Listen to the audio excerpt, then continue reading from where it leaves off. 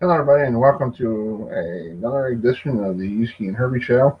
8 o'clock here on January 20th, Inauguration Day here in the United States. So, congratulations to President Biden taking over the presidency for the 46th President of the United States.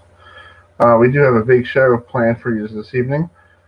Coming up shortly, hopefully at 8 o'clock, Mike Murphy, who is the New Hampshire Sportscaster of the Year. He is part of the communications department at New Hampshire. We'll talk to him, shortly here on the program.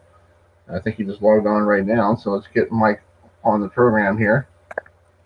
Good evening, sir. How are you doing? Hello, Chris. How are you, my friend? Doing great. Thanks so much for coming on. Congratulations on winning the Sportscaster of the Year award up there in New Hampshire. I know that's it's a small state, but I guess you won the whole thing with the popular vote, right? Well, the old saying, there's a basketball coach by the name of Tom Brennan. He coached at Vermont the year they beat my alma mater, Syracuse. And he once said, there's only 50 states, and I own one of them. So I'll take the one tiny state that somehow voted me in and be very happy. But it's a nice honor, even for a tiny state. Yeah. I like the pennants in the back in your back in the wall there. It's pretty cool with all the old Buccaneer there, and this looks pretty cool behind you. Well, I did that on purpose for you, Chris. I wanted to see. These are the same banners that used to hang in my dorm room in 1994, so they're definitely old school. And I missed of course the Packers are there, but that Buccaneers one, I missed that Buccaneers logo so much. Exactly. So talk about how did you become a sports broadcaster? How did you get the bug? Because I know some people, are sports athletes or they play, hockey or whatever. How did you get the bug? It started when I realized, like in 8th grade, that I wasn't any good to become my original dream of being a professional baseball player. Like I was bad. And so I remember just being frustrated and talking to my father and saying, now what am I going to do? And I tried to figure out how do people get paid to be around sports.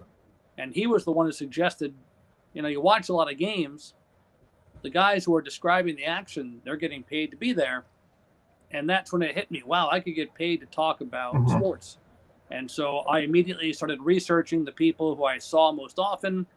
I grew up in Connecticut, so the New York City area.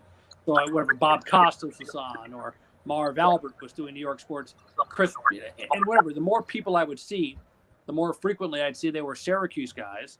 So I made up my mind, I'm going to Syracuse. I learned to become a sportscaster. And, I was blessed with being naive and figuring it was easy. But that was how I kind of paved my way in, broadcasting women's basketball at Syracuse, doing talk shows.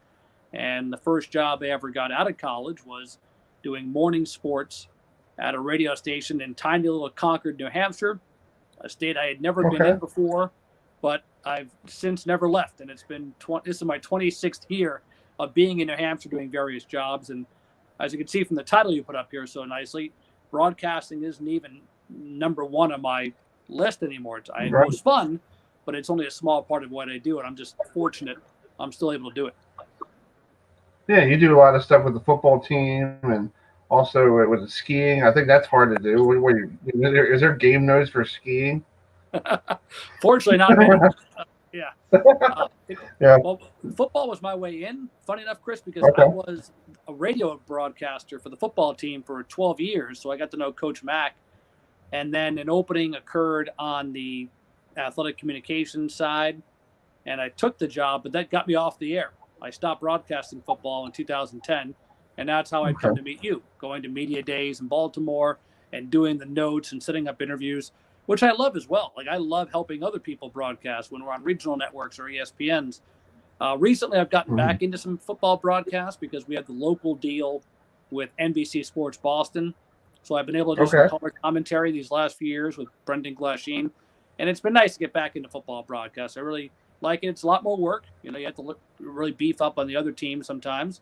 Although their fans will tell you I'm a terrible homer, and I admit it. I still cheer for the Wildcats when I'm on, but it's nice to be behind the mic on TV or radio. Yeah, that's why I tell my mother sometimes if I get a job with the Mets or something like that, I'd be like, I can't be a Met broadcaster because or a visiting Met going to City Field, because I'd be like, here's the pitch, strike three. I'd be like, and the Nationals win by a score of 5-4. I'll be like, like I just lost. My team just lost in front of me. That's not cool. But yeah, but that's hard. I'm a Mets guy like you too. So like, I'm not impartial. I try to be somewhat. If I was aspiring to go on to a network, I may have to work on that. But I'm a fan when it comes down to it. So when UNH scores, and I do hockey mostly here, I react a lot differently than when Maine or Boston College or Providence scores.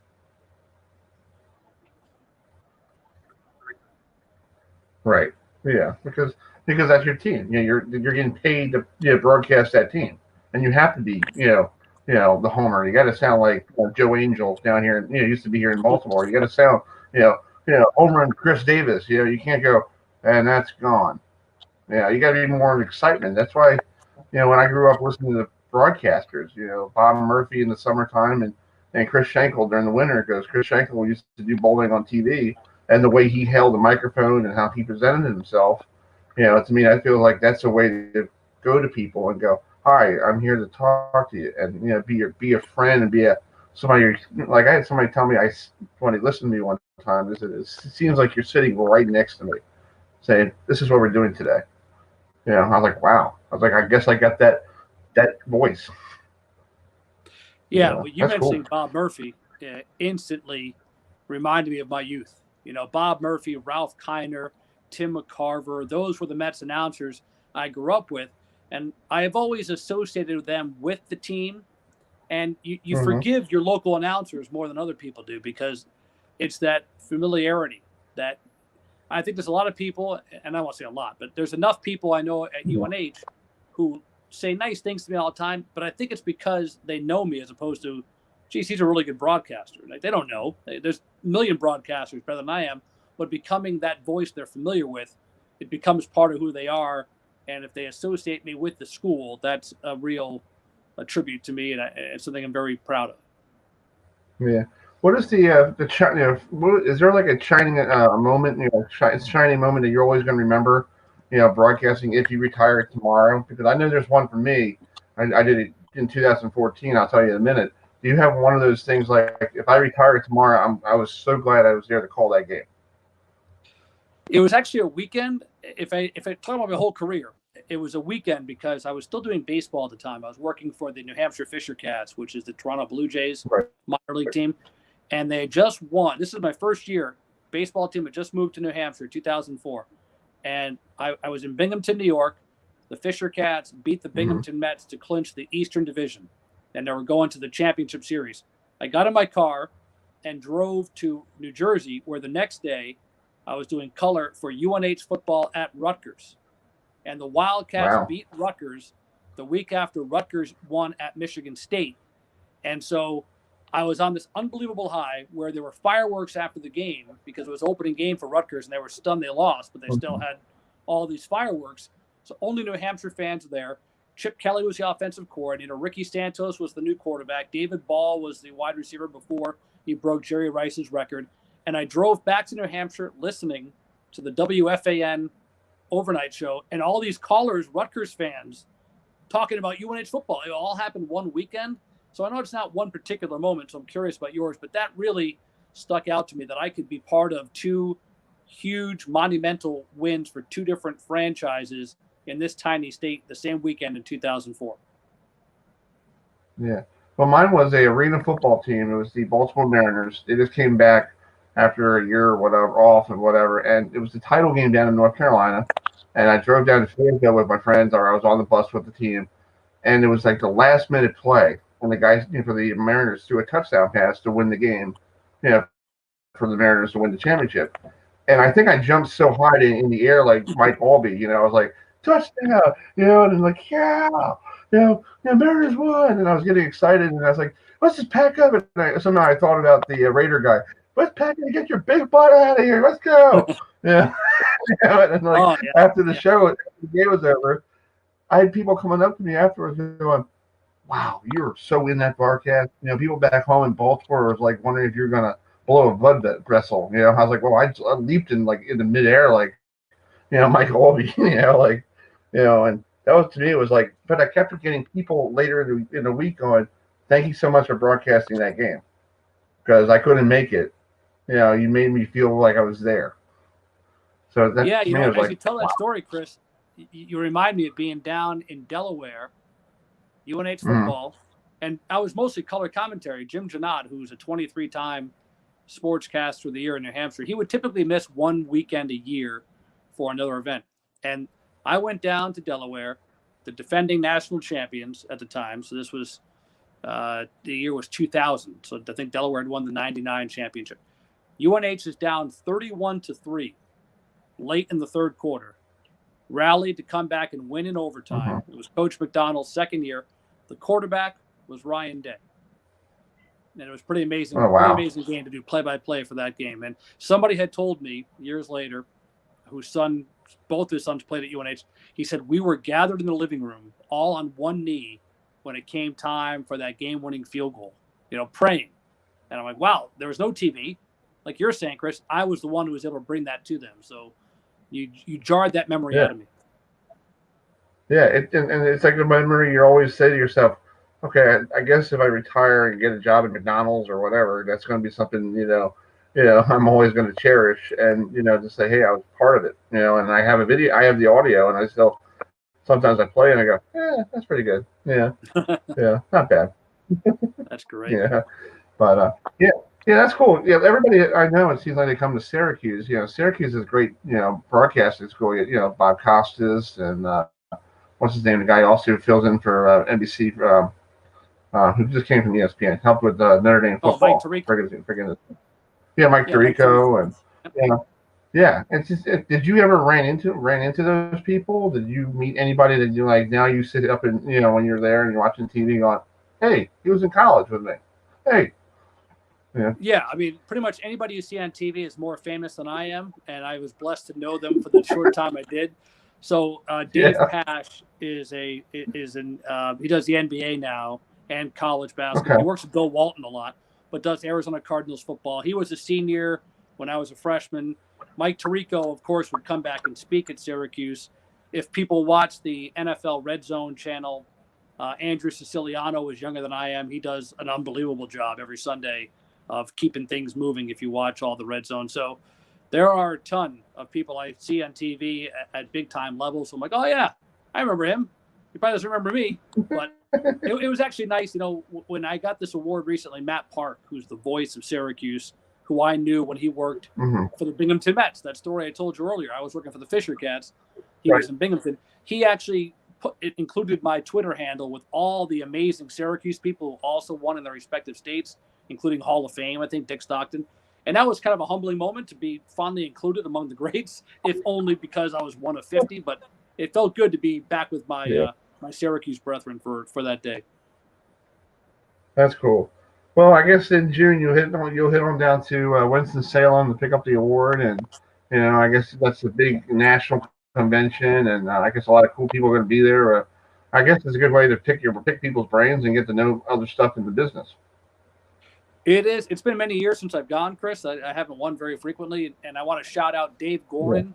Is a Syracuse grad. He works in the Wake Forest radio network. He is really the one who's picked up the National Sportscaster and Media Association to keep this going. And it's such a tribute and a privilege to go. But meeting people from other states, I'll never forget talking to West Virginia or Washington or North Dakota. Those are the people I gravitate to. Nothing against the Hall of Famers and the big names, but I want to talk to the people who broadcast at especially college level in these states that I haven't been to, just to find out what their experience is like, what their background is. And they're down to earth, as you'd imagine. It'd be like you and I hanging out at M&T Bank Stadium, as we do that once a year when we're lucky, and just shooting the breeze. And, a couple of cocktails, nothing wrong with the beer being spread, too. It's pretty nice. Hey, I just love your Twitter handle is great. Fake Murphy at one. It's like, I'm like, is that, because I was looking for it the other day going, he has to have a Twitter handle. And I was looking at Dave sent out all the winners of this and that. I'm like, there it is. And I'm like, wow. I think I should change mine to fake Chris Heidel at whatever, but Well, again, not to take advice of me because you don't go far, but I did that way back when, and it's been over 10 years. because I figured if I did my own parody account, nobody could take it from me. But there have been people who have put the wrong account trying to link to me sometimes. And I feel bad for these other Mike Murphys, the 6 million of them who accidentally get associated with me. So I apologize. There's only one fake Murph, and that's me. That's cool. Well, let me let you go. Thank you so much for taking some time, and I hope to see you guys this year. I know Towson is not playing because of the spring schedule, but I think you're coming to Delaware, so I'm going to try to make a trip to mask and all to Delaware and see you guys.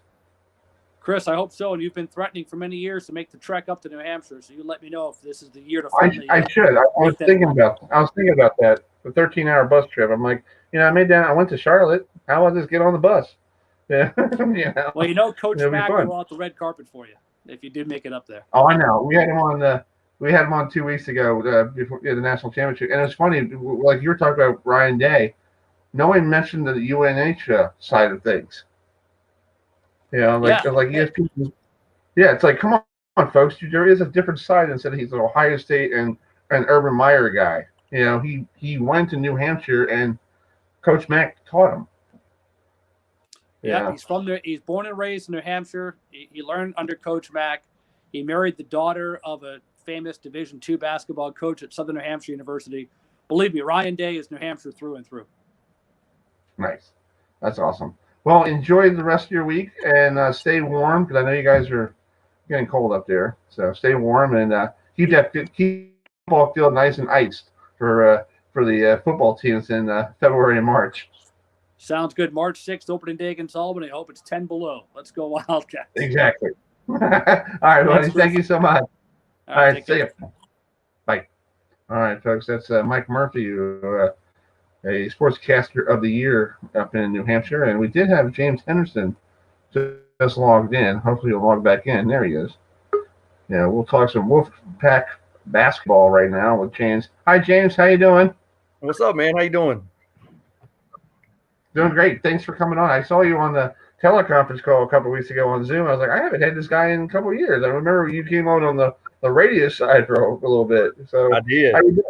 I'm doing good. I'm on quarantine right now, so I'm in the bedroom and not really in the office or anything. So, but doing good. Everybody in the house is healthy. I'm just now getting over COVID, and my wife's quarantining now, so kind of trying to keep it as separate as possible. So I've been getting the bedroom at night. So a few more days of that.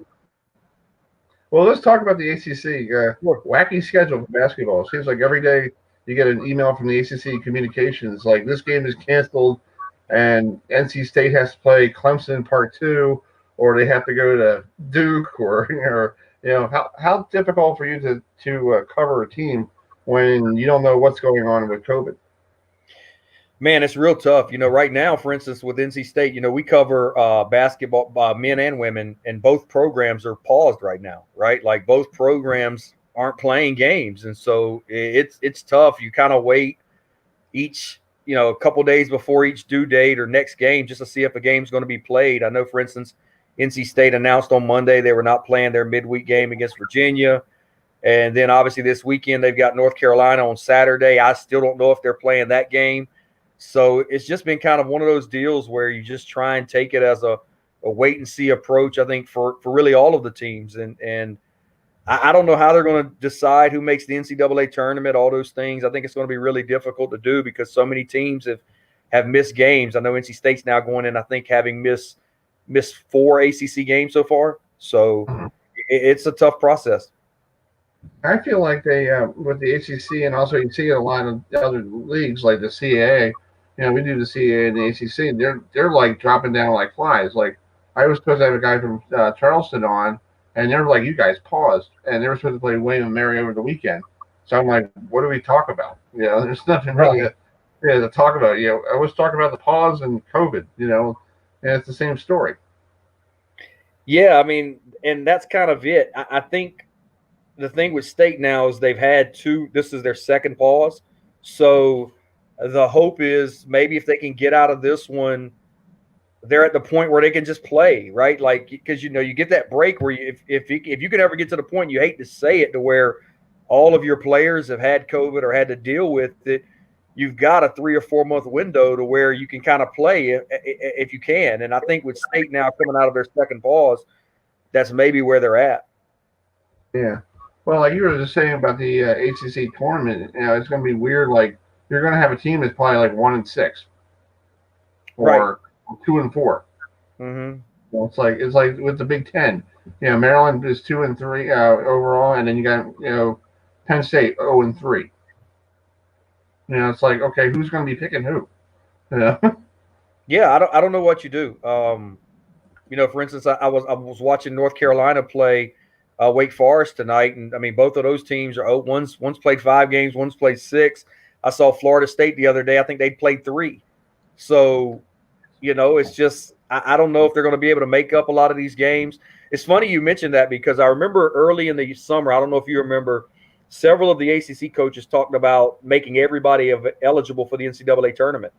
And this was kind of the exact reason they were giving, was because with there being so much uncertainty in terms of finishing out seasons, just make it a deal where everybody's going to be in the tournament.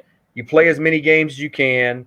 You stretch the tournament out, give everybody a chance, but you also take away a lot of that subjectivity they're going to be facing now, trying to figure out who should be in or who shouldn't, because I think it's going to be tough trying to figure out who should really make the tournament or who shouldn't this year.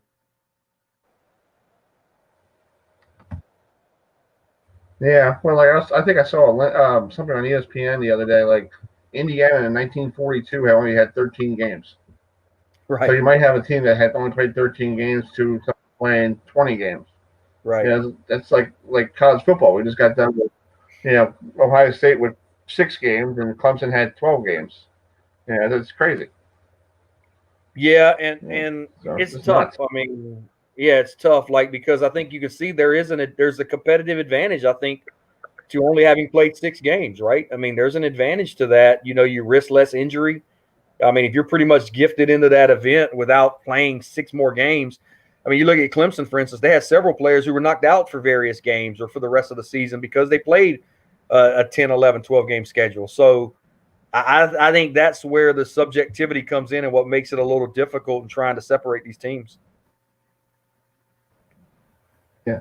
Well, besides basketball, what sport do you cover during the spring? Do you do baseball as well? Yeah, we do everything. We do baseball. We do obviously I talked about it. We do women's basketball. NC State right now is number 2 in the country in women's basketball.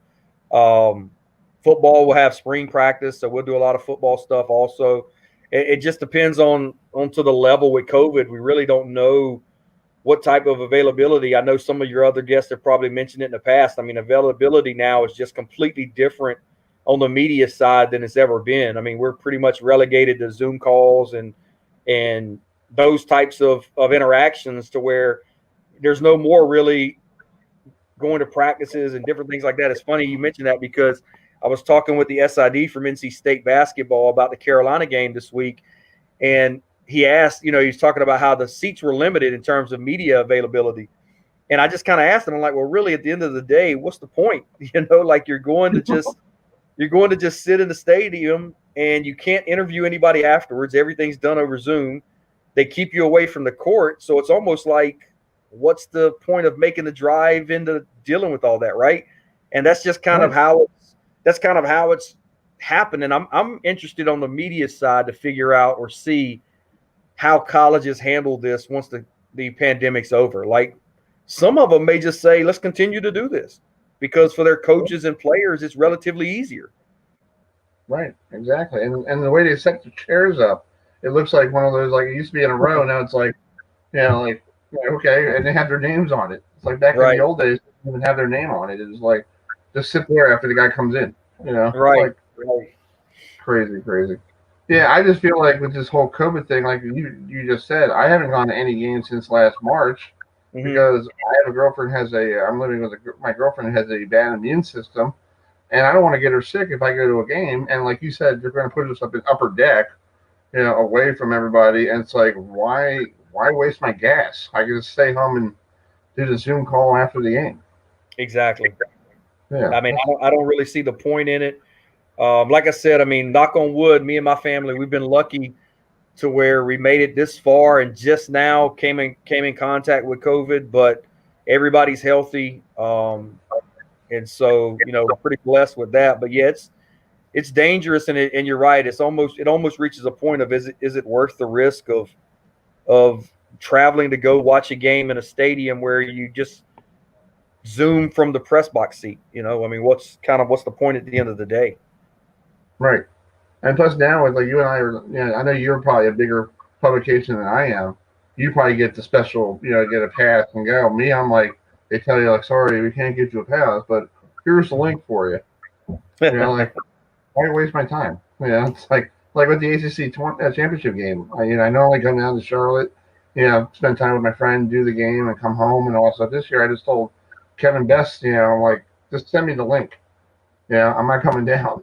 Yeah. No, I mean, it makes sense.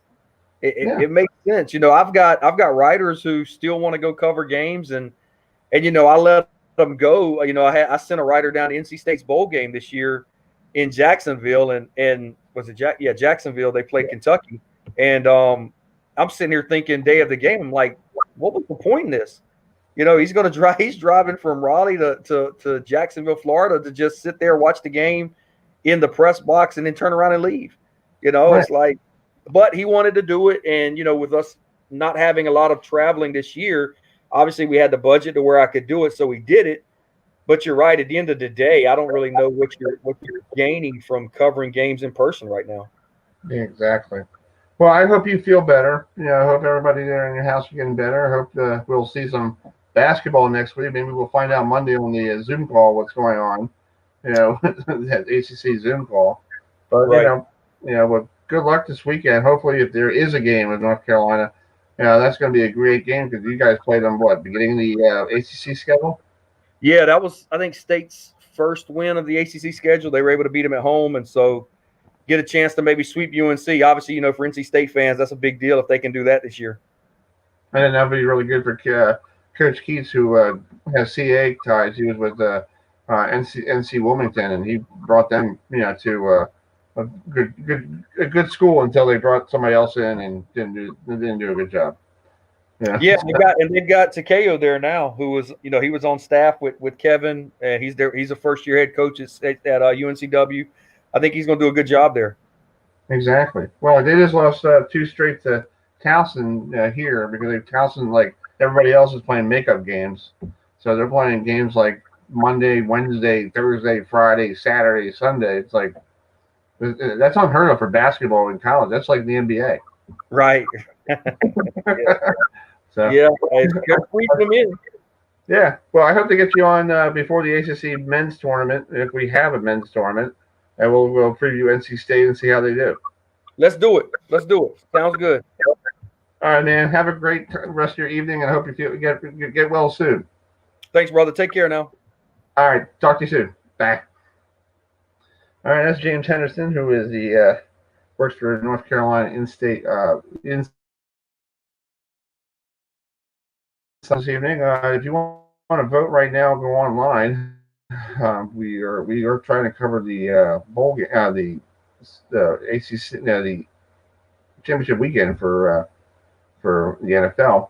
Go to the website, go to our Twitter page right now as we speak, and you could vote right now of which 2 teams will be playing in the Super Bowl on February 7th, Super Bowl 55. So go to our Twitter page and pick the polling question. You can see right there, it's Kansas City and Tampa. Or if you want to see KC and Tampa Bay with a rematch in their own Tampa Bay in their home stadium. KC versus Green Bay. That's going to be a great game. Or Green Bay versus Buffalo, or Tampa Bay versus Buffalo. So make sure you vote now. Speaking of this weekend, we'll be getting somebody at 8:40. Dean Marlowe, who is a former JMU defensive end, who is playing for the Buffalo Bills right now in the NFL. Spent a cup of coffee with Carolina, so we're hoping for him to join us at 8:40. So let's just we got some time to kill here. Let's give you some news and notes around the let's play the Penn State hockey team is playing tomorrow. They're going to be playing a 2-game series against Wisconsin in the Big Ten hockey. So here is I had a chance to talk to Kevin Wall, a sophomore player for the Penn State hockey. So here is my little Q&A with him. Hey, Kevin, thanks for taking my question for you. Talk about this weekend, this Thursday and Friday against Wisconsin. What do you see preparing and ready for those 2 games?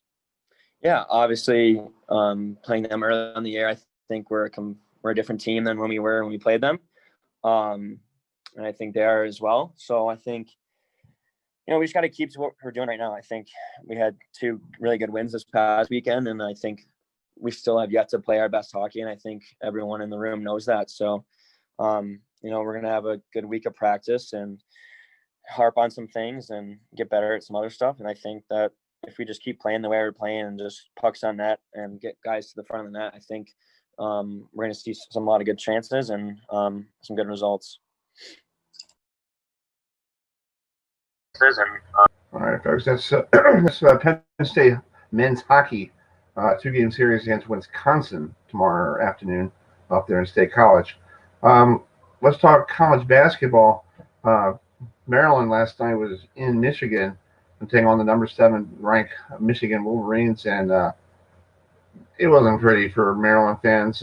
Maryland was basically ran out of the gym there in Ann Arbor after the game, losing to Michigan for the second time this year. So Michigan swept the series after Michigan beat the Terps in College Park on December 31st. So here's Coach Mark Turgeon talking about what happened, playing against Michigan and what he has to do, get better this weekend against Minnesota.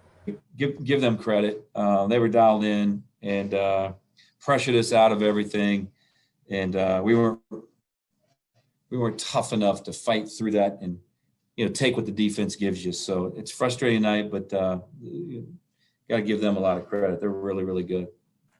Start off tonight with.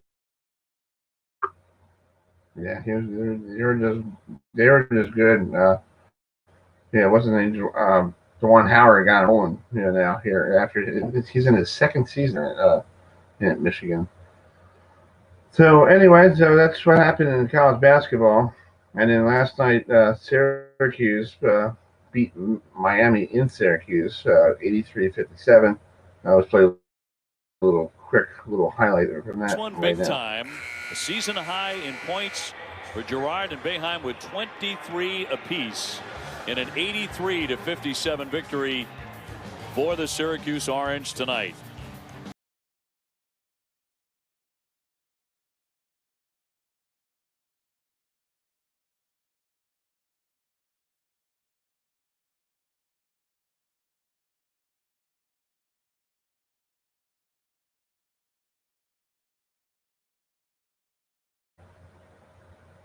All right, folks.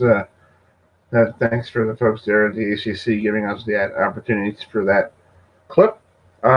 This afternoon, I had a chance to talk to Ryan Harris. Yes, Ryan Harris used to play NFL football for the Denver Broncos. He won Super Bowl 50, and now he's spending some time in Colorado as a sports broadcaster. And on the weekends, he flies to South Bend, Indiana, to do Notre Dame football. So I had the privilege to talk to him this afternoon by the video phone here. Talk about what's it like being named 2020 Colorado Sports Broadcaster of the Year. So this is part 1 of 2. So we'll try to play the second part later in the show. But right now, here is part 1 with Ryan Harris.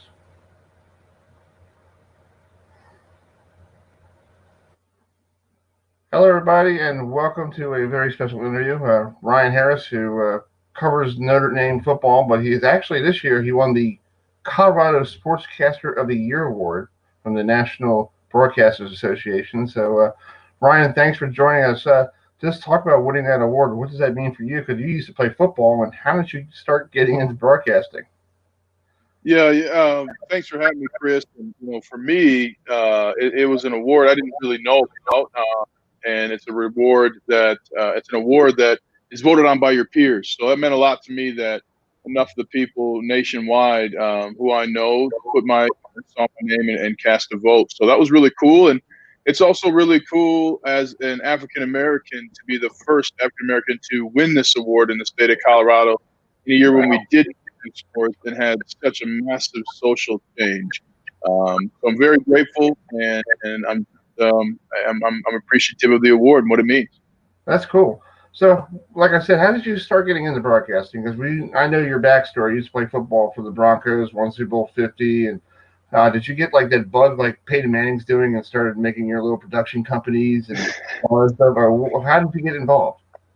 Well, it really started as a young kid with KFAN in St. Paul, Minnesota, and just to be, and I listened to, you know, PA and Dubé back in the day, and I was a huge fan. And Paul Allen's been a great person in my life and a great mentor to me.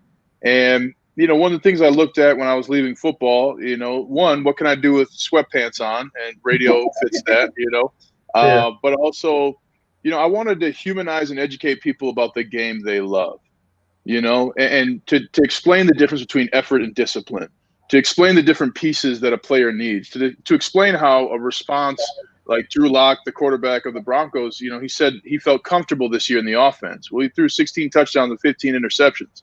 You can't be comfortable there, you know? And so I like to bring that aspect to it, and especially with my Notre Dame work, just put as much emphasis on the unique kids that go to Notre Dame. You guys like Jerry Tillery, who, you know, could speak Japanese that he learned at Notre Dame in addition to being a first-round pick. So these are all things that I love doing and that I thought I could bring some value in. Yeah, let's talk about Notre Dame. I know Brian Kelly was very upset after the loss to Alabama. He tore me a new one, so I got to, you know, being a broadcaster, I got to learn to do my homework better.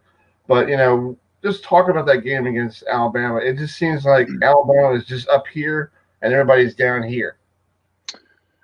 Well, I thought Notre Dame defensively did as well as you could ask for. Really, to me, the game turned on that interception in the third quarter. And what's tough is that Ian Book typically didn't make those plays.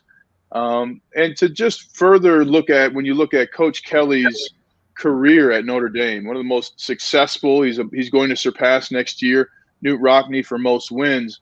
The big game, the signature win, has eluded him. And I don't know whether that's in the process or what, but I can tell you from watching, especially offensively in that Alabama game, it looked like there was just a slight hesitation on that offense. You cannot hesitate in big games. Right. It is imperative that you strike first, strike often. And I don't know whether that's, you know, preparing and giving a lot for players to think about. But one of the best coaches I ever had, Coach, you know, Gary Kubiak, who won the Super Bowl, he said, listen, before every game, he would say, listen, man, play fast. There are no mistakes today. If there are mistakes on the field, that's on us as coaches because we didn't get you prepared. Play fast, let your personalities out, and let's go have some fun. I mean, that's a way to play free. And I don't know. All right, folks, that's a little part of my interview with Ryan Harris. We'll play mostly more later in the show. So, 2015. So we're waiting for Dean Marlowe to join us. Hopefully he'll join us here shortly. Poll question on our Twitter page. If you want to, write down, pick who you want to see in the Super Bowl, go to our Twitter page at HerbFM and vote now. You'll see. You have to see this thing to vote now. Vote now, and you'll get yourself an opportunity to vote. And we'll see how who's going to. Right now, it looks like Green Bay and Buffalo will be playing in Tampa in 2 weeks. Tampa and Buffalo in second, and no votes for Tampa Bay and Kansas City or Kansas City and Green Bay. They don't want to rematch of Super Bowl I. That's weird. Folks, thanks for joining us here on the program. Coming up at hopefully at 8:40, we'll have Dean Marlowe to join us he plays for the Buffalo Bills. Bills coming off a big win last weekend, beating the local team, the Baltimore Ravens, up there in Orchard Park, and now they have to travel to Kansas City to take on Patrick Mahomes and the Kansas City Chiefs, the defending champs. And here is Dean. Hopefully we get him here. There's Dean.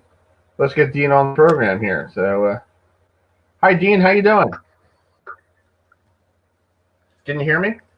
I can't really hear you. You're kind of like breaking up and kind of staticky. But I can hear you now. Can you hear me? You're still staticky. Still staticky. Okay. Let me try to read myself back and forth here. Hold on. All right. I don't know. Is that better? No, you're still staticky. I can hear you saying like, is that better? But like, it's like completely staticky. That makes sense. Okay. Well, yeah, I'm sorry. On my end, it sounds pretty clear. You're clear. You're clear. Perfect. Yeah, I don't know what's going on. I can hear you now. I can hear you now. All right. That works. Yep. All right, Dean. Thanks for joining us, Dean. I hope I said your last name right. Marlowe, right? Yep. Yes, and you're up there in Buffalo. The Buffalo Bills going into Kansas City this weekend to play Kansas City Chiefs for the AFC Championship game. How nervous are you right now? Because I know last week you had a big game against Baltimore, and your defense literally controlled Lamar Jackson. I don't think we're nervous at all. I think we're just, we're excited about everything that has to come, especially it being the AFC Championship. We're facing a great opponent. And we got to just play our style of football and just go out and have fun and play together and just, obviously play to win. Yeah, you played Kansas City earlier this year with nobody there up in Orchard Park. That game was moved around because of COVID and all that stuff. It was like, what, a Monday night, 5:00 game up there? How different was that game? Yeah. Playing Patrick Mahomes. Was it Monday? It was weird. It was a weird week. Yeah. It was a weird week. Game.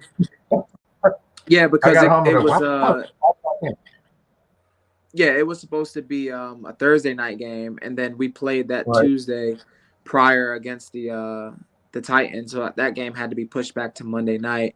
But I mean, once again, we played a great team. Great quarterback, great offense, great defense, great special teams, great coaching staff that they have. We fell short of what we wanted, and now we have time, to redeem ourselves and play them twice. Yeah. Well, you come from JMU University down there in Harrisonburg. I have a house in Massanutten, so it's basically a second home for me. What was it like going down to JMU down there? 81. To me, I call it's Walt Disney World on 81. It's like bright as anything. Lights. They updated everything. What was it like playing there from 2010 to 2014 or 15 when you got drafted? Yeah. So it was great. I never regret the decision I made. Coming from New York City, being a northern guy going to school in the southern part of Virginia, and I loved every minute of it. I just I grew as a player, grew as a person. Loved the school, loved the student body. Just loved the atmosphere during the football games and all sporting events, and I couldn't chose to go to a better school. Yeah, it's a very good school. I love the football team, and it's good. You guys, you have a new coach. Coach Sigonelli is the head coach now. But what was your coach? Was it? Did you have any Mickey Matthews was my coach from 2010 to 2013, and then I had Everett Withers in 2014. Okay. Well, talk about the difference between those guys. I know Mickey Matthews. I talked to him a lot, and he seems like a down-home guy. He could have a press conference in the dairy section, and Everett Withers, who came in after Matthews got fired, and seemed like he had a whole different type of agenda. Yeah, so Mickey Matthews, he recruited me.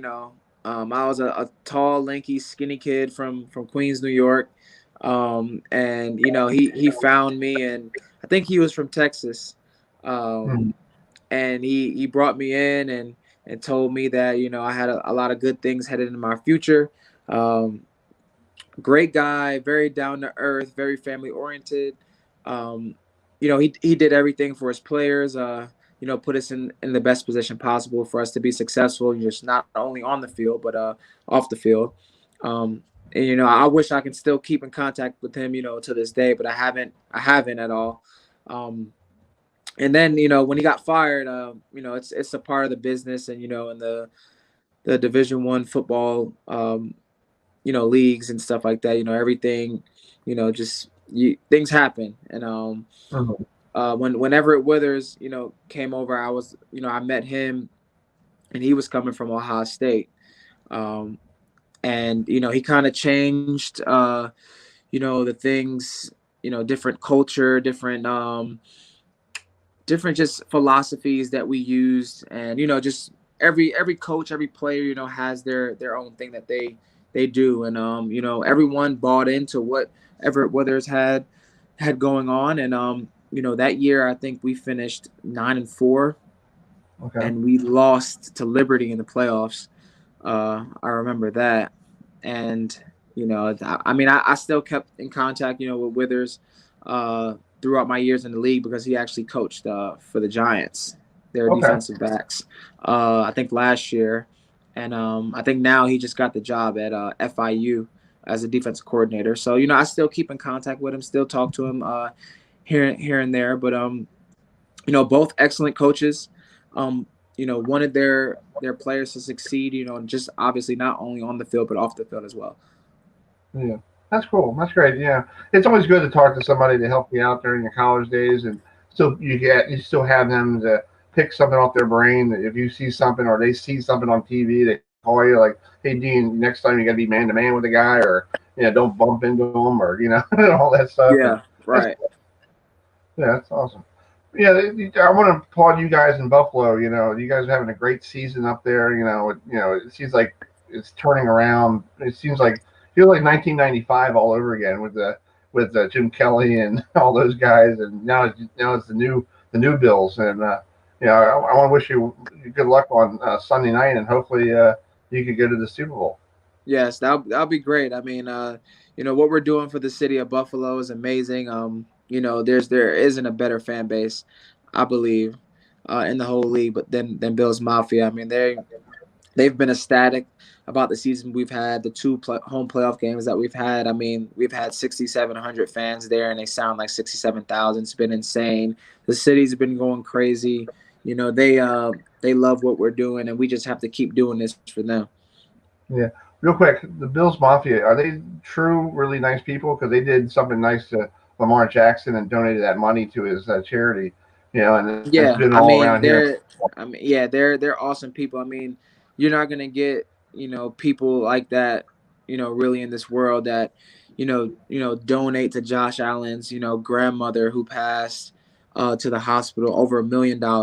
Then you got Lamar Jackson's charity that they donated over $400,000 to. And then also, I mean, in 2017, when we had made the playoffs, they donated to Andy Dalton's charity. And it's just like, Bills Mafia is just a really unique group of people that really, really care and have a lot of consideration, not just, for the fan base, but for other people. Exactly. Well, folks, if you want to watch Dean and the rest of the Bills, Sunday night, 6:40 is probably kickoff, right? Right after the NFC title game. And you might face your old friend Brady. You never know. Right. You never know. Yeah. Well, have a safe trip to Kansas City, and good luck. And we'll be watching here in Baltimore, and we'll be pulling for you. Okay. Thank you so much for having me. I appreciate it. All right, man. Thank you so much. All right. You have a good one. All right. You too. All right, folks. That's Dean Marlowe, who was former starter for JMU's defense. He was back before Mike Houston showed up. So that's pretty interesting stories about him. Thanks for the folks at the Buffalo Bills PR department that set that right here on the program. 8:49, and you're wondering, where are the guys who helped me out? Well, one person is doing supposed to be eating dinner. I don't know what he's doing right now, but it's family time. And one is playing realty. And this guy is Euan. Uski will be joining us hopefully at the 9 o'clock hour when we talk to Johnny Holliday and the bowler, and Ken Degraff, who is the bowling coach at Mount St. Mary's out there in Emmitsburg, Maryland. They are finally kicking off their bowling season after last year they were very good, and all of a sudden the COVID-19 came and everybody plugged, and everybody went home their separate ways, and because a lot of girls are, a lot of women bowlers were trying to figure out what to do, and they're back getting ready to bowl in a short Baker's format this weekend up in Waynesboro, Pennsylvania. So that's really interesting. So and we're waiting for good friend Jakob Butturff, who from the Professional Bowler Store. Speaking of bowling, folks, if you wanna watch bowling before the NSC title game, fire over to Fox Sports 1 on Sunday, January 24th. It's actually a very popular birthday that day. Some guy named Neil Diamond was born. Have you ever heard of him? Anyway, that's his birthday on the 24th of January. Anyway, you could tune into on Fox Sports 1 at noon. It will be the West Region live from Bowler Jupiter in Jupiter, Florida. That's where they're going to have all the events this year for the Professional Bowler Store. The PBA Players Championship, that's what's going on. And Jakob bowled last week in the Western Regional out there in Arizona and qualified third. So he'll be on TV, and if you want to, hopefully he'll join us shortly here on the program. Next week we'll be back here on the program, January 27th. We'll be at 8 o'clock. We'll keep plugging along, talking college basketball, maybe some more ACC talk. We'll see who went to the Super Bowl. Hopefully we'll see who will be making the trip to Tampa. Tampa Bay taking on Tampa's playing Green Bay this weekend, so that's going to be a very interesting game. It's supposed to snow in Green Bay, so I talked to Gene Deckenhoff today. We'll play that in the 9 o'clock hour if we have time, or we're going to do something over the weekend. So if you want to get a Herbie FM Sports, you could go on there and send look at what's going on this weekend. If you have any questions, concerns, if you want to send us an email us at herbifmradio@gmail.com, or text us right now at 443-567-0746. If you have a question about anything, anything going on in your land, if you have a question about about who you want to pick in the Super Bowl, or we here at the station might do a black pool, but we do not condone gambling. But we know somebody likes gambling. But we we want to make sure that you guys play responsibly. Okay, don't take all your rent money and go, oops, can't pay rent. So anyway, we're waiting for Jakob to join us hopefully shortly. And then at 9 o'clock, we got our good friend Johnny Holliday, who is the voice in this area of Maryland Terrapin basketball and football. A good friend of ours here at the station, who I got a chance to meet a couple of years ago. It was very nice to sit down and have lunch with the gentleman who basically started his career, get this, as a broadcaster for music disc jockey. So we're going to talk to him about that shortly on the program here. So it's 8:53 here on a Wednesday night here on or 8:54 wherever you are. Thanks for joining us here. Georgia Tech just beat Clemson down there in Atlanta, so big win for Josh Painter and the Yellow Jackets. Michael DeVoe with 22 points in the win, 6 for 6 for 3-point land tonight. So that's a big win for Georgia Tech, who knocked out Kentucky and North Carolina at the same time this season. That's pretty good and awesome. So we'll see what's going on here.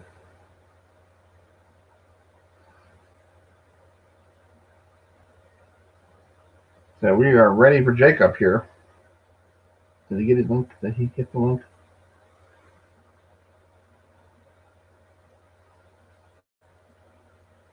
So hold on a second here. We got the link. Did you get the link? So thanks for joining us here on the program. We're going to wait for Jakob to join us here. So it's a very great time here on the program. Happy, this morning watching the inauguration of Biden. That was pretty interesting to see. So we're going to wait for Jakob to join us. Hopefully I gave him the link.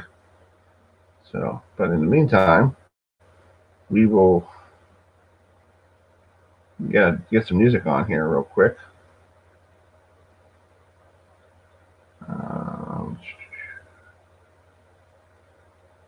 Hopefully we got something we can use.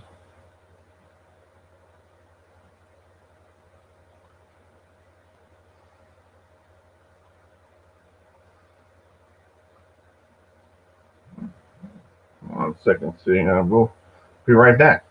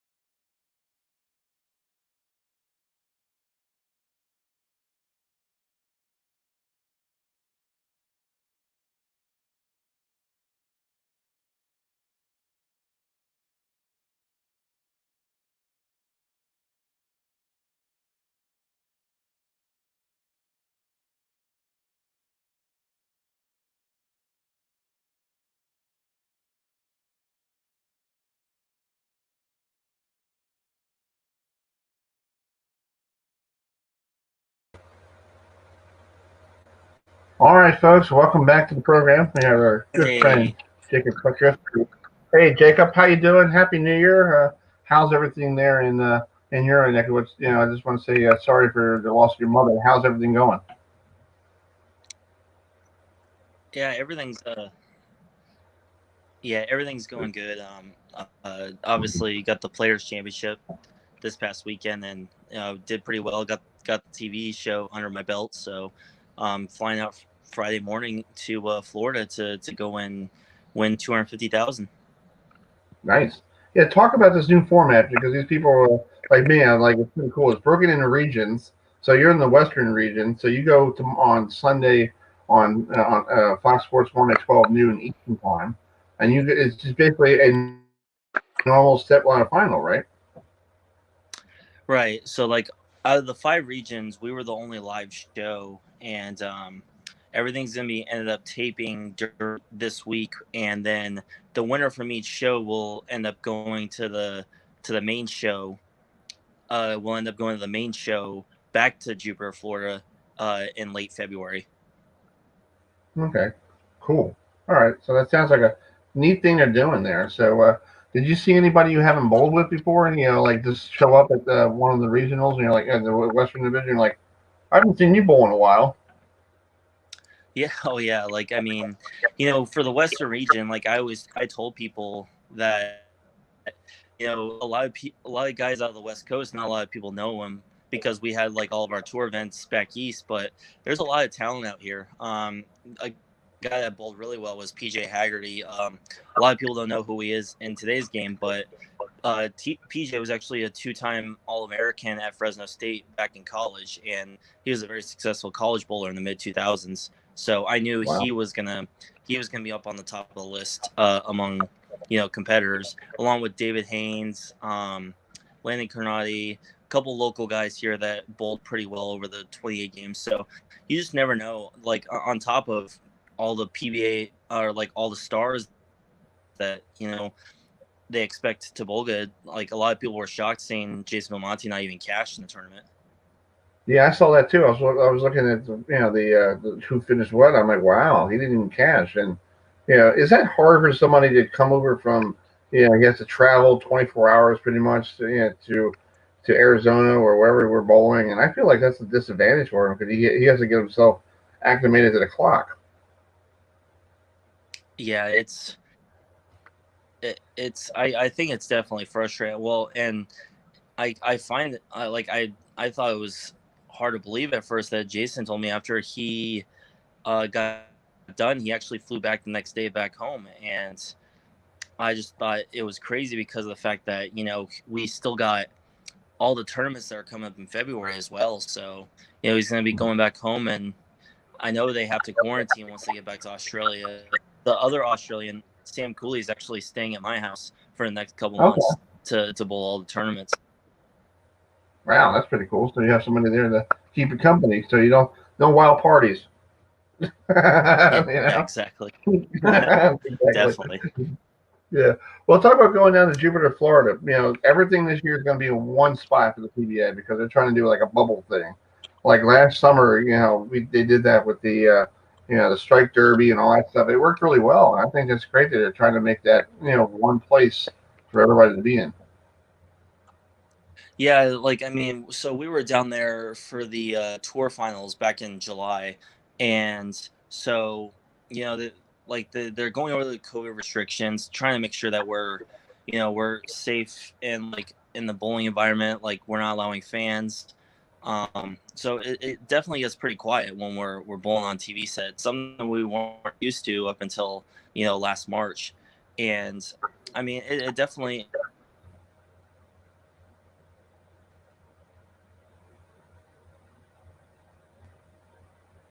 Yeah, he'll be still there. Yeah. Yeah, service is a little spotty, but also yeah, okay. I think I'm kind of like. Yeah, folks, he's still his internet. You got to say live broadcast. So that's Jakob. He's Butturff, who a good friend of ours here on the program. We got a chance to know him real well a couple years ago. So hopefully his internet will be working soon. So hopefully Jakob will be back here on the program. It's 9:02 Eastern time. We're waiting for hopefully Jakob to get back on real quick before Johnny Holliday was joining us. So we'll talk Kurt's basketball and football and his broadcast career, and then we'll finish up with the women's bowling head coach of the Mount out there in Emmitsburg, Virginia, Emmitsburg, Maryland. So let me just pull him off, and we'll sit here and wait for him to pop back on. So, folks, if you're tuning in to us, thanks for joining us. I'm Chris Heidel, one half of the Uski and Herbie show, and George Bashir was joining us, but I think he has some family time. He'll be joining us hopefully next week here on the program. So, folks, if you want to vote right now, go on to our Twitter page.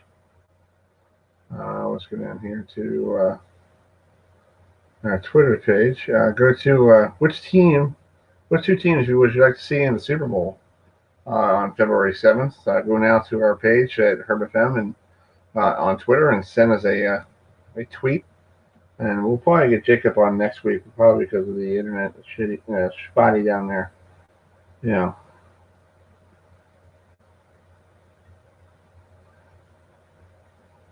Yeah. So hopefully we'll get him on shortly. He's having problems with the internet the last couple of days here. So anyway, so go to HerbFM on Twitter and vote now.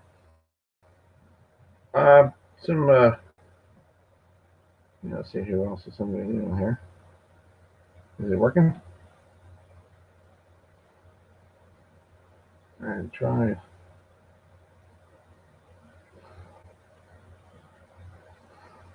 We'll get him on the video side. Let me call you.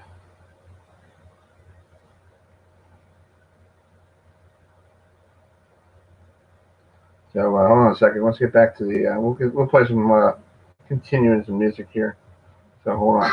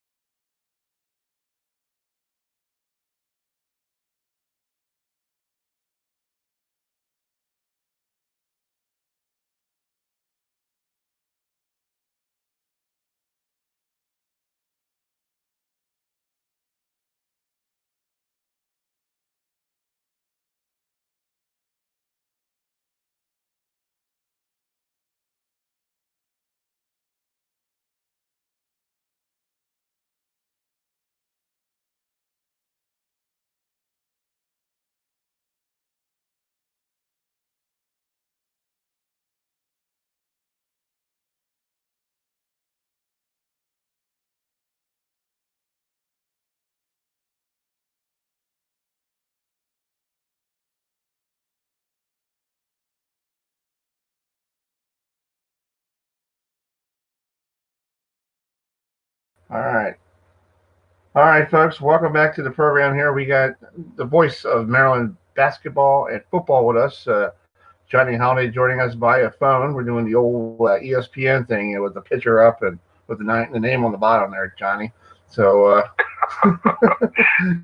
so thanks. You got to improvise, right, Chris? Exactly. We have to. It's just what we have a low budget program, but anyway. But thanks so much for joining us. Just talk about being a Sportscaster of the Year. This is your third year winning this, third time winning it. So what's it like winning it a third time? What was it like winning it the first time? I think it's very nice, Chris, that even you be recognized once, because it comes from guys you work with in the business, and that means an awful lot when you have respect from other people. And the first time was pretty exciting and pretty shocking, I guess. I don't particularly think I'm worthy of any kind of awards, to be very honest with you. And when I got the first one a couple of years ago, I was really, really happy, because Bob Carpenter got one the same year. And we were doing the Nationals. I was doing the pregame show, and he was doing the play-by-play. So for two of us to go down to Salisbury, North Carolina for the event was really nice, really, really nice. And I thought it was really terrific, and met a lot of people that I knew in the business. Hadn't seen a lot of people in a lot of years. And then the second time around was pretty shocking, and this time around is more shocking than the first two. It's very, very nice. It's a humbling experience and a recognition that I really appreciate, and especially, as I mentioned earlier, it's voted upon by your friends in the business. Exactly. Yeah, I was just doing some. People don't know you, like I do. I know you and I have been friends for a very long time, but you were a disc jockey before you were a sports broadcaster. And I want to ask you, you were out in San Francisco in 1965, and there's some band called the Beatles were out there in Candlestick Park. Talk to the folks here on our program. What was it like introducing a band like the Beatles? It's almost like introducing almost like a former, like a leader of a free world or something like that. Well, just four guys from London trying to make a living, and they made a pretty good living in the United States. And it was pretty interesting, because at the time, Chris, we didn't know that it was going to be the last concert by those guys together as a group, last in-person concert. And Candlestick Park was not sold out. There was only, I think, maybe 25,000 people there. Tickets were $6 a piece. That was the highest price ticket, was $6 to get a good seat. They did about 40 minutes. Mm-hmm. And sitting in the clubhouse of the Giants with the guys, just like you and I are talking now, and thinking nothing of it, just four guys that were, we're making a mark in the United States with unusual sound, unusual performances, and kind of funny haircuts, and too much about it. Mm-hmm. And they did their concert, and they left, and we said, okay, that's fine. And then we found out later on, it's going to be the last time they're going to perform together as a group. And it was quite special. And just, they were nice guys. I met them in New York a year before I went to San Francisco. Mm-hmm. So I met them when they came over from London in 1964. And I was struck by how nice they were, how down-to-earth they were, and that they really had something magical as far as music was concerned. And they were going to really make a mark here in the United States with that kind of music, especially seeing the reaction of all the kids and how they just flocked to anything they do. Mm-hmm. They were just, you had to turn kids away, and you had to have security, and it was pretty much, it was like an Elvis Presley type thing. When Presley hit, the people went crazy around the country, and the same thing with these guys. When they came to the States, everybody went wild about them, and it was a real thrill to do that. And it's interesting, Chris, I've forgotten about that over the years, and I was talking to somebody doing a little interview with me, and I forgot to tell him about that. And the guy calls me, he says, so you introduced the last Beatles concert? I said, oh, that's right, yeah. He said, what do you mean that's right, you forgot it? I said, yeah, basically I did. Right. Because I introduced a lot of concerts, Johnny and Cher and the Four Seasons, and Neil Diamond. So it was really no big deal. It's just one more group you're introducing. Yeah. And I really had forgotten about it. Yeah, speaking of Neil Diamond, because I'm a big Neil Diamond fan. My mom and I are like huge Neil Diamond fans. There's a story that my mom said to me: if you ever bring Neil Diamond to a studio, I'll be the first one driving 95 miles an hour up 95, and I'll probably get 6,000 speeding tickets because I would like to meet the guy. And you know what Neil Diamond did, Chris? When I was in New York and a disc jockey at 1010 Wins in New York at 50,000 West Station, and we had a charity basketball team I put together, and we went around New York and Connecticut and New Jersey and Rhode Island, and we played high school faculty, so we gave them all the money, and he never played a game with us, but Neil Diamond practiced with us when he was just starting off in the business. Mm-hmm. And I got to be good friends with him when I was in New York, and the station I was with switched to all news, so everybody at our station was out on the streets, basically. Yeah. So I took a job in San Francisco, and he said, I'm going to be out there in 3 weeks. I said, oh, really? Do me a favor. I got a pair of shoes coming in to McCreath and Schreiber. Would you mind picking up the pair of shoes? They'll be in next week, but I'm going to be in San Francisco, and maybe you can bring them out. Neil Diamond delivers my shoes to me. Nice. That's awesome. Nicest guy you ever. Your mom's got good taste because she would love him. Because Neil Diamond is, I just talk about Neil Diamond, and then it's funny. I see some with Kenny Rogers, passed away. Neil Diamond knew Kenny Rogers, and then Glenn Campbell. Yeah. Glenn Campbell somehow was part of Neil Diamond's band, or whatever. It's like it's fascinating seeing all the things put into play. Yeah, that's right. You're exactly right. Yeah, good guy, really a good guy. Yeah, and it's sad that he has Parkinson's. I was really upset that when he stopped touring. I was like, I saw him 4 years ago. Before that, down in D.C., my brother Will, surprised me with floor tickets, and he goes, "You want to go see?" And he tricked me pretty well, real quick. This is a quick story. He goes, "You want to go to a Chinese restaurant?" I'm like, "Okay, where do you want to go?" D.C. I'm like, "Why are we driving all the way to D.C. for a Chinese restaurant?" He goes, "Well, we just felt like going down there. We lived in Bel Air at the time." So I'm like, okay, we'll go down there. So he's like, oh, my car's not working. So I'm driving around the Capitol Center or the Capital One Arena, whatever they call it now. And I go, oh, it's Neil Diamond there. And he goes, oh, yeah, that's pretty cool. I was like, yeah. I was like, maybe they have like buy one, get one free, and the other one gets an aspirin or something like that. I was making funny jokes, because I was having fun with it. And then like 5 minutes later, he goes, hey, we're not here for Chinese restaurant. Here's 2 floor tickets because I want you to be happy. I'm sitting there going, what? So I was literally like excited. My mom knew about it, and she kept it for me for 3 days. I saw him when he came, and he sang a song Nationals Park a couple years ago. Mm-hmm. And so I saw him before. I hadn't seen him since 1965, I guess. And I figured he's never going to remember me. And so before he came out on the field to sing the song, I said, hey, Neil, Johnny Holliday. He said, wait. New York? I said, San Francisco. And you brought me, he said, a pair of shoes. I said, oh, you remember that? He said, yeah, because I've never, since that time, bought anybody a pair of shoes. Wow, that's awesome. Nice. You're the only guy. Nice. Real quick, I know last night you went out to Michigan to watch the men's team.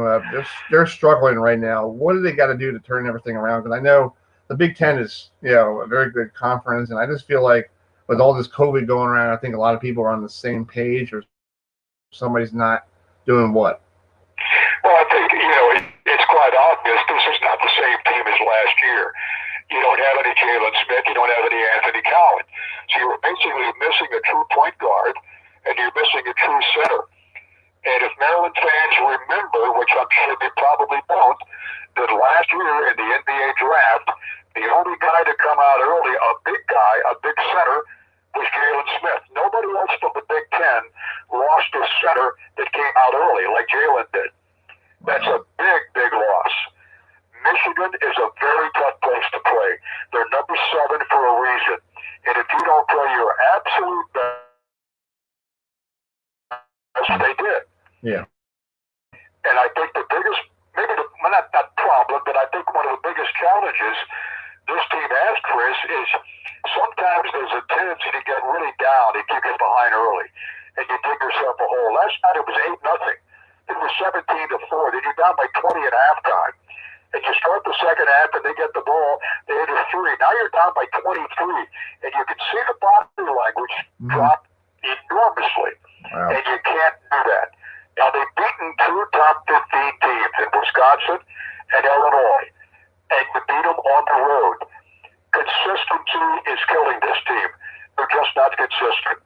Mark Turpin's trying to keep their spirits up, number one. And I think it's awfully tough for these kids this year. Not only Maryland, but I think in the entire country because of the coronavirus situation. They're not with their friends. They're not with their classmates. They're with nothing but their teammates all the time. They see nobody. They have no outside life. It's a very, very tough environment to be in. And I think they ought to be applauded for, doing the best they can under adverse conditions. It's not going to be the same team as last year. And I tell people that you either stick with them or you bail on them, one of the two. Right, exactly. And I think right now they got a lot of support. They need support from the coaches, which Mark says we had a show tonight on radio, and he said one of the things about being a coach, there's that fine line you got between being tough on and being compassionate and understanding and backing off a little bit. And he said this is a team that's pretty fragile. Yeah. And when they get whipped last night, he said you got to keep their spirits up. You go to work tomorrow, you tell them forget about what happened. And, Minnesota beat them up pretty good the week before. Yeah. So they're ready to play last night, and Maryland wasn't ready to play at all. Right, exactly. Well, and also, if that answers your question. Yeah, and also it's tough with nobody in the stands. They're so used to last year with people. And you know something, there is no home court advantage. We talked about the fact that Michigan won 10 straight at home. They won 11 straight going back to last year. And then you think about what happened here at Maryland when they played them so well, and they were in that game. It's tough to duplicate that in back-to-back games against a single opponent. Right, exactly. Well, Johnny, I know you were a busy guy. Thank you so much for coming on tonight. I know you just got done with Mark Turgeon, and you got to go back on the road. I think the game's Friday night, right? You got to go back to Minnesota.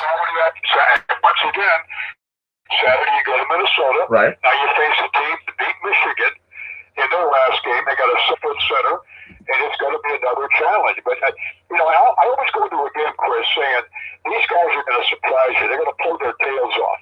They don't have a big guy. They don't have an inside presence, and I think a lot of times when they walk on that floor and they see the Hunter Dickinsons, they see the Luka Garzas, they see these big guys, and they get deflated early. So the same thing will happen on Saturday. But, they beat Minnesota last year up there in a last-second shot by Morcell. So stranger things have happened. Exactly. Well, enjoy your rest of your evening. Safe travels to Minnesota, and thank you so much for taking some time tonight. And it was great to hear a Neil Diamond story that I could pass along to my mother. If your mother needs shoes, a little bit of shoes to her. I'll tell her that, if she needs anything. All right, Chris. All right, thank you so much. You bet. Take care. All right, see ya. Bye. All right, folks, that's the voice of Maryland Terrapin football and basketball. Yeah, and that's a really interesting story about him and Neil Diamond. So we'll talk to Neil Diamond later. Right now, we're going to finish up the show here. We're running a little behind. We have Ken Degraff, they're the bowling coach for Mount. This is the Mount bowling team getting ready to start something up here in 2021. So, Ken, thanks for joining us. You guys haven't bowled since last time I saw you in Towson. I think that was the last tournament, right? Yeah, we competed 1 week after that as well, but basically about that much time. It's been, I counted it a couple days ago, 47 weeks since we've last competed, and now we're just a couple days away, as long as we, like any team that's competing collegiately, get through the test all negative, which we feel confident that we're doing our job to do so. But, yeah, it's hard to believe that it's about here. It's been a long time coming. Yeah, well, talk about this. It's a 4-team tournament. You got Coppin State, Morgan State, you guys, and I think one more. I think Delaware State, all going up to Waynesboro, Pennsylvania. To bowl in this a Saturday, a Baker's match, and then on Sunday the traditional tournament. So just talk about how your girls are ready to smack some pins and enjoy themselves. Yeah, it's a small tournament, 4 teams. This same tournament last year, Chris, we had 16 teams competing. We were expecting over 20 this year, but this is usually a tournament that also happens in October and not January. So, if this was a usual year, we would have been in Vegas about a week ago hosting a tournament out there. So everything's changed a little bit. But regardless, if it's us and pins and a ball going down the lane, then we're going to be happy. This whole COVID situation has really taught you not to take any moment for granted. And nothing's really guaranteed until we finally get out there and compete. So we're going to make sure that once the opportunity comes, we're ready to go, though. We've been, these past 9 months, we've been telling the team, it's, this you're going to be able to tell that first tournament back who used this time off wisely and who kind of slacked off during that time. And we feel really good about the team we have and think we're going to show some people all the hard work we put in these past 9 months waiting for this moment. Yeah. Talk about the practice. You guys, the girls are different places in the United States. Some of them are international. Some of them don't even go home for 2 years because you're Australia or whatever. How did they just go find a bowling alley and go, hey, I want to go up to PA and find something? How did they train? Yeah, I mean when we practice, I mean we're all together as a team. We'll go up to Sunshine Lanes in Waynesboro where the tournament is. But when they're on their own, I mean, back home, it's been tough because some of them, depending on what state you're in, it really depends on how much you've been bowling these past 9 months. Like you said, I mean, we have a couple athletes in California, and when they're home over the summer, when we sent them home for the Christmas break, they're not bowling at all. Meanwhile, we have, people in other parts of the country. We have 2 athletes from Florida, and I don't think they've ever shut down bowling centers really since they reopened them. In terms of what, there's different drills that we could do and that we do in bowling, one-step drills, no-step drills. Mainly what I tell them is just make sure you keep your spare shooting sharp. I mean, any good bowler will tell you your strike game's nothing without your spare game. But this whole COVID pandemic has really challenged us because some of my bowlers over this winter break have got to bowl every day, but some of them, to no fault of their own, haven't got to bowl in the last 60 days because we've been off since Thanksgiving. And then we get these 8 practices since they've came back to get ready for this tournament this weekend. Wow, that's crazy. Talk about bowling now than from last year. Because I know with COVID and it's like 6 feet and everybody brings out a ruler and making sure everybody's all social distance. What are they doing in the bowling alley? Are they doing like you're on lane 1 and 2 and they don't turn on 3 and 4 and they go 4 and 5 and what do they do? Keep everybody perfect. Yeah, every tournament has their own guidelines and things change from tournament to tournament, but I think what you just described is probably what you see. The most common measure that we're taking is every other pair, so a match on 1 and 2 and then skip a pair, a match on 3 and 4. In some cases, in the Northeast where things are a little more restrictive, I'm seeing even 1 pair on, 2 pairs off, 1 pair on. And the reason why you see some schools doing that is so you could put the bench for both teams, the people not in the lineup, on those pairs to the right and to the left of you without being right up next to that other match. So that's kind of what we're doing with our Mount Shootout this weekend. And of course, I mean, just testing, every school is required to get, a negative test, PCR within 72 hours of the event. Masks are on at all times unless they're on the approach, but some tournaments are doing mask on all the time, even when you're on the approach. Temperature checks the second you walk in the door. You're doing endless symptom forms, verifying you don't have any symptoms every day. So it's funny because I was telling my assistant today, it's like we ran a huge tournament in Las Vegas last year, and 15 schools, and that was a lot less stressful than running this little 3-team tournament this weekend, just trying to make sure all the COVID protocols are in place, because that, honestly, it seems like it increases the workload by 200%. And the funny thing is, with hosting these tournaments, you're one negative test away from, lack of better words, it's all for nothing. If you get a negative test, it gets shut down anyways. So it's very challenging. These athletes are going through a lot, but we're happy we at least have the opportunity to play again. Yeah. Let's talk about the schedule here in January for women's bowling. I saw this online, the other day. It's a very interesting schedule. It's like, if you look at it, it's like, you guys, bowling your thing, this weekend, and then you got to go over, at the end of the month, you have like, one in Glen Burnie with Coppin State, and then you got the one in New York, and then Warhawk Classic. It's like a lot of tournaments, but it's all, like you said, if one of them shuts down, if with a negative, with a positive test, then you're done. Yeah, that's true. Well, the good thing about bowling is, like, if a tournament has 8 teams, really you just have to hope that the team that's hosting doesn't get positive. So I mean, if a team gets tested positive, but they're not the one hosting the event will still go on. That's kind of the advantage of having 8 teams. Whereas, basketball or any one-on-one sports, if just that other team gets sick, you're done. But as long as it's not the host team that gets sick, we're good to go. But, even if there were 8 teams competing, we're going to Coppin State's event next weekend that you just talked about in Glen Burnie. Although they just moved it to Baltimore recently, so it's in Baltimore. Okay.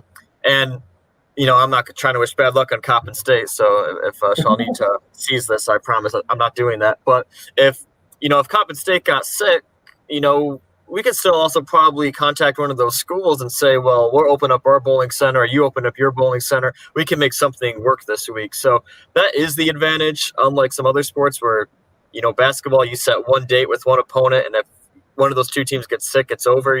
When you have 10 teams in one building, but one team gets sick, okay, let's work with whatever teams are left and make something happen. So as long as we stay negative and do our job in this team bubble we're trying to create on campus to the best of our ability, I think we're going to have something to compete in almost every weekend.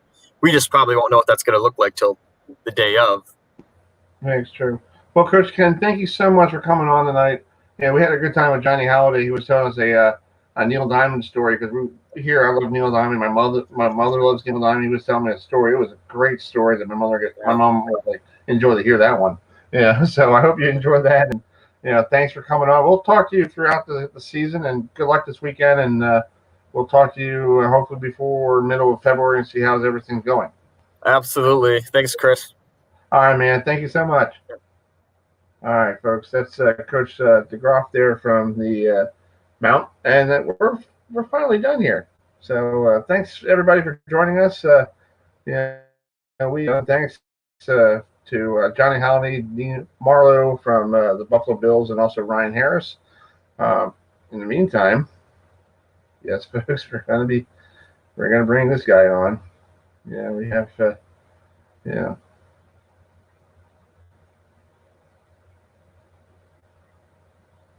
hold on a second here. Yes. If you had a chance to listen to Johnny Holliday's conversation about Neil Diamond, that's right. Yeah, we'll try to put it on our Twitter page. Yeah, I never heard that story before. Neil Diamond playing basketball. So in the meantime, we'll see you all next Wednesday night at 8 o'clock. Hopefully we get the gang back in. Real quick, Buffalo at Kansas City on Sunday. If you want to see Dean Barlow play against the Kansas City Chiefs for the second time this season. And don't forget, if you want to vote for our, go up here. I have my thing here. If you want to vote, which 2 teams you want to see in the Super Bowl, go now to our Twitter page at HerbieFM. So have a great for Euan McCreath and George Pachera. I'm Chris Heidel. Have a great evening, and do some crack on Rosie for you.